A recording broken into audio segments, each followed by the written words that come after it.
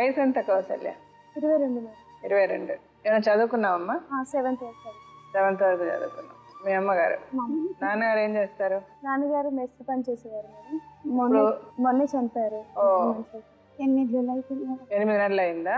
Okay. మీ తోడబుట్టిన వాళ్ళు ఎవరమ్మా? ఎంతమంది ఉన్నారు? మా అక్క చెల్లెలం 4, అన్నయ్యలు 3 మేడం. ఒక అన్నయ్య చనిపోయారు. మొత్తం 7గురా? 7. ఓకే. సో ఒక అన్నయ్య చనిపోయాడు. పెళ్ళి ఎన్ని సంవత్సరాలు అయింది? 8 సంవత్సరాలు. 8 సంవత్సరాలు. ఏ ఏజ్ లో పెళ్ళయింది మీకు? 14-15 years లో చేసేసారు మేడం. ఓకే, 15 years లో పెళ్లి చేశారు. అతని వయసు ఎంత అప్పుడు? 23 మేడం. సో మీకు 14 or 15, అతనికి 23 years అప్పుడు పెళ్లి చేస్తారు. అతను చదువుకున్నాడా? అతను డిగ్రీ చదువుకున్నాడు. ఏమైనా జాబ్ చేస్తాడా? జాబ్ చేయడు మేడం. ఆమె ఇంతకు ముందు ఒక అమ్మాయితో ప్రేమించాడు. ఆమె లేచిపోయి వాళ్ళ ఇంట్లో 6 నెలలు ఉన్నారు. ఆ అమ్మాయి ఏమైందో తెలియదు కానీ ఆయన సర్టిఫికేట్స్ తీసుకొని వెళ్ళిపోయింది. జాబ్ చేయడం ఇంకా కుదరలేదు మేడం. ఆటో నడుపుతాడు. సో మీ అత్తగారు మామగారు ఉన్నారా? ఉన్నారు మేడం. మా ఇద్దరు మావయ్యలు మేడం. ఇద్దరు మావయ్యలు ఉన్నారు. ఇప్పుడు అంటే ఇద్దరితో సంసారం చేస్తాడా? ఆమె ఊర్లో చిన్న మావయ్య ఉంటాడు, హైదరాబాద్ లో పెద్ద మావయ్య ఉంటాడు. అంటే ఊర్లో వెళ్ళినప్పుడు ఊర్లో ఒకళ్ళని, సిటీలో ఒకళ్ళని మెయింటైన్ చేస్తాడా? ఎవరు? మీ అత్తగారు? మా అత్తగారు. ఆవిడకి ఎంతమంది పిల్లలు? ఆవిడకి 2 మగ పిల్లలు, ఒక ఆడపిల్ల. అంటే 2 మొగుళ్ళుగా ఒక ఆయనకా? ఒక ఆయనకి ఇంకా అది నాకు తెలియదు. 2 మగ 2 ఆడనా? మేడం. మీ ఆయన ఎన్నో? ఆయన మా ఆయన పెద్ద. చెప్పండి ఏం జరిగింది తర్వాత? మేడం ఈయన నేను 7th క్లాస్ చదువుకుంటున్నప్పుడు మా అన్నయ్య చనిపోయారు మేడం. మేము వేరే మా బస్సు లీడర్ వాళ్ళ ఇంట్లో కిరాయికి ఉన్నాము. మా మేనత్త సంబంధం తీసుకొచ్చింది అనేది. తీసుకొచ్చి మా అత్తయ్య వాళ్ళు వచ్చి నన్ను చూశారు. చూశాక అమ్మాయి నచ్చింది అన్నారు. అన్న తర్వాత మా అమ్మ వాళ్ళు అన్నారు, ప్రస్తుతం నేను ఇప్పుడు పెళ్లి చేయను, మీరు ఎందుకు వచ్చారో నాకు తెలియదు, మా పాప చిన్న వయసు, ఇప్పుడు చదువుకుంటుంది 7th, పెళ్లి చేయమని మా అమ్మ చెప్పింది మేడం. చెప్పాక మా మేనత్త వాళ్ళు వీళ్ళందరూ కలిసి ఏమన్నారు, సరే మాటలైతే మాట్లాడి ఇంటికి వచ్చిన సంబంధాన్ని తరమకూడదు అని చెప్పేసి వాళ్ళు మాట్లాడారు. మాట్లాడుకున్నాక వీళ్ళు పెద్దోళ్ళు ఏం మాట్లాడుకున్నారో నేను చూడలేదు మేడం.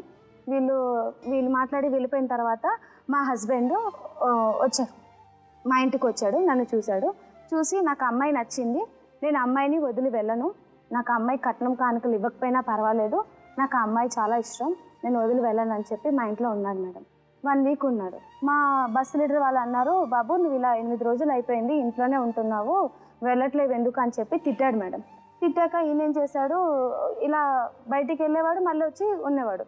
ఇలాగ 2 months ఇంట్లోనే ఉన్నాడు మేడం. 2-3 months దాకా ఇంట్లోనే ఉన్నాడు. ఉండి ఇంకా వీళ్ళంతా ఏమన్నారంటే, మా బస్సు లీడర్ వాళ్ళంతా అన్నారు, అమ్మాయి నచ్చి ఆ అబ్బాయి ఉండిపోయాడు, మరి ఏం చేస్తారని చెప్పేసి మా బస్సు లీడర్ మా నాన్నని పిలిచి అడిగాడు. అడిగితే ఇప్పుడు నా దగ్గర స్తోమత లేదు, అబ్బాయికి చెప్తుంటే వినట్లేదు, తర్వాత పెళ్లి చేస్తామంటే కూడా పట్టించుకోవట్లేదు అని, నేను ఎలాగైనా నేను చేసుకొని వెళ్తాను, మా అమ్మకి మీ అమ్మాయి నచ్చింది నేను చేసుకెళ్తానని చెప్పి నాతో వాదిస్తున్నాడు అని చెప్పి మా నాన్నగారు ఇలా ఆయనకు చెప్పారు. చెప్పాక ఆయన అన్నాడు, సరే శంకర్ నీ దగ్గర డబ్బు లేదంటున్నావు, ప్రస్తుతం నీ దగ్గర పరిస్థితి బాగాలేదంటున్నావు, ఇలా గవర్నమెంట్లో ఆర్య సమాజీ మ్యారేజ్ ఉంది, ఇలా పేదవాళ్ళకి సంబంధించి ఉంది, అందులో చేయడానికి వాళ్ళకి ఇష్టమేనా అడుగు అని చెప్పి మా బస్ లీడర్ అన్నారు మేడం. అన్న తర్వాత మా డాడీ ఫోన్ చేసి వాళ్ళని పిలిపించారు. అయితే వాళ్ళంతా అన్నారు, అయ్యో గవర్నమెంట్లో అంటే అదృష్టం, అంత అదృష్టం ఎవరికి వస్తుంది, అమ్మాయి కూడా మాకు నచ్చింది, కట్నం అయిపోయినా పర్వాలేదని చెప్పేసి నేను ఇతను అడిగినా మేడం.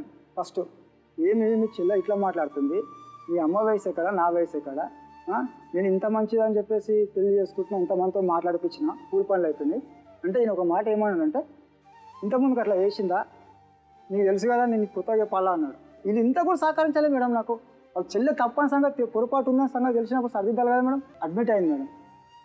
డెలివరీ అయ్యాక ఉన్నాం మేడం. నేను డెలివరీ అయ్యాక ఉన్నా.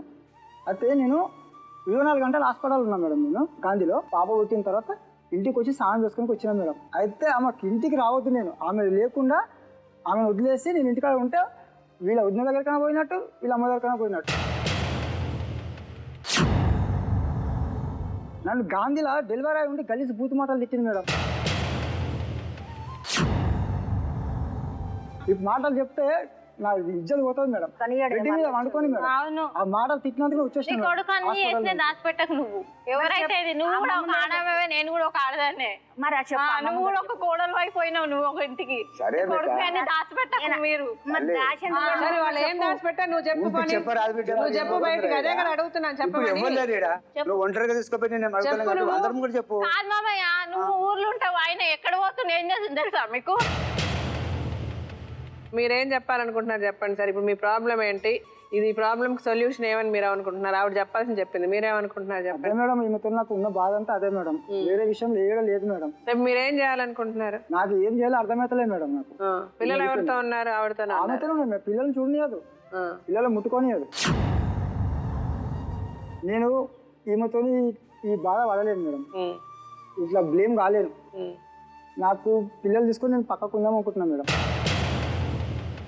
సో ఇప్పుడు అతను ఏం చెప్పమనాలి, ఏం చేయమనాలి, నీకేం కావాలి? నా పిల్లల్ని నన్ను చూసుకోవాలి మేడం, బయట తిరుగుడు. నీ పిల్లల్ని చూసుకోవాలంటే పనికి వెళ్ళాలి, నా పిల్లల్ని నన్ను చూసుకోవాలి, బయట తిరుగుడు వద్దు మేడం. అతను బయటకు పోకుండా నీకు పని చేసి పెట్టాలి, నీతో నీ పిల్లల్ని నిన్ను జాగ్రత్తగా చూసుకోవాలి, అతను సంపాదించి మీకు తిండి పెట్టాలి, అంతే కదా? మీరేం చెప్పండి, మీరేమనుకుంటున్నారు చెప్పండి. ఈ సంబంధం నీ ప్రాబ్లంకి సొల్యూషన్ ఏంటని మీరు అనుకుంటున్నారు? నాకు ఈమెతో టార్చర్ ఎక్కువైపోయింది మేడం. సో ఏం టార్చర్ ఎక్కువైంది? ఆవిడ అనుమానం అన్నది ఒకటే టార్చర్. మీ పెళ్ళాన్ని చాలా మంచిది, మీకు ఏ విధమైన అనుమానం లేదు, ఆవిడంటే మీకు చాలా ఇష్టము, మీ పిల్లలంటే కూడా మీకు ఇష్టము, కానీ ఆవిడ అనవసరంగా అనుమానం పడుతుంది. ఇలా అనుమానం పడితే మీరు ఆవిడతో ఉండలేరు, అంతేనా? సో ఆవిడ అనుమానం పడ్డ మానేస్తే ఉంటారు ఆవిడతో? మానేది మేడం. అది మీకు అనవసరం, మీరు ఎవరండి భవిష్యత్తు చెప్పడానికి? మానేస్తే ఉంటారా? ఇప్పుడు ఈ ప్రోగ్రామ్ కి డాక్టర్ గారు, లాయర్ గారు వస్తారు, వాళ్ళిద్దరిని పిలిచి వాళ్ళు మాట్లాడిన తర్వాత ఈ సమస్యకి పరిష్కారం ఏంటో నేను చెప్తాను.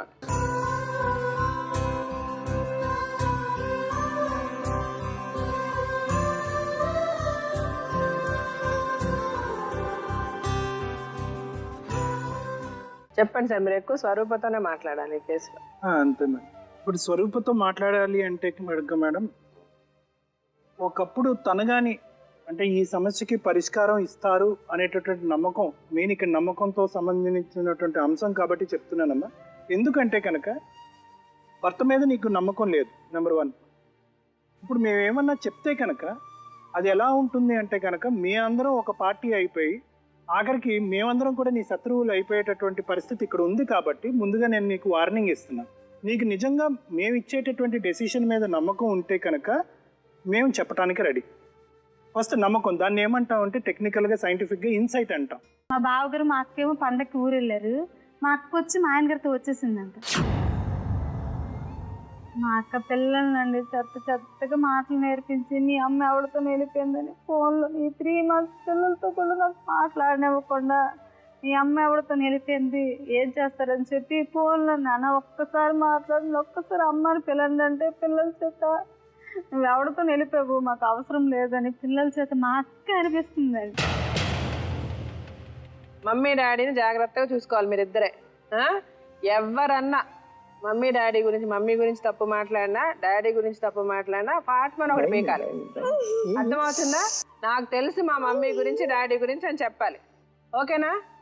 అమ్మా అమ్మా నీ పసివాణమ్మ నువ్వే లేక వసివాడానమ్మా, మాటే లేకుండా నువ్వే మాయం, కన్నీరవుతోంది ఎదలో గాయం, చెరిగింది దీపం కరిగింది రూపం, అమ్మా నాపై ఏమంత కోపం, కొండంత శోకం నేనున్న లోకం, నన్నే చూస్తూ నవ్వింది శూన్యం, నాకే ఎందుకు శాపం, జన్మల గతమే చేసిన పాపం, పగలే దిగులైన నడిరేయి ముసిరింది, కలవర పెడుతోంది పెను చీకటి, ఊపిరి నన్నొదిలి నీలా వెళ్ళిపోయింది, బ్రతికి సుఖమేమిటి, ఓ అమ్మా అమ్మా నీ పసివాణమ్మ నువ్వే లేక వసివాడానమ్మా.